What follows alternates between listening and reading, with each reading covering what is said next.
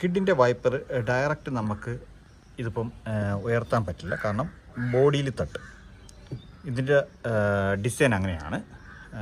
അപ്പം നമുക്ക് ഇതെങ്ങനെയാണ് ഇത് കറക്റ്റ് പൊസിഷനിൽ വെക്കുന്നതെന്നാണ് ഇന്ന് കാണിക്കുന്നത്. അതിനുവേണ്ടി ഇഗ്നേഷൻ ഓൺ ചെയ്യുക. ഇഗ്നേഷൻ ഓൺ ചെയ്തതിന് ശേഷം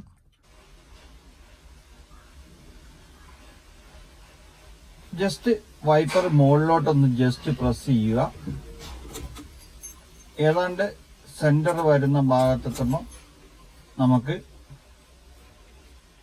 ഇതുപോലെ ഇത്രയും ഭാഗത്തെത്തുമ്പോഴത്തേക്ക് നമുക്ക് ഇഗ്നേഷൻ ഓഫ് ചെയ്യാം. ഇഗ്നേഷൻ നമ്മുടെ കീ ഓഫ് ചെയ്ത് കഴിഞ്ഞാൽ, ഇഗ്നേഷൻ ഓഫ് ചെയ്ത് കഴിഞ്ഞാൽ ഇതിലേക്ക് പവർ കട്ട് ഓഫ് ആവും. അപ്പോഴത്തേക്ക് അവിടെ നിൽക്കുന്നതാണ്.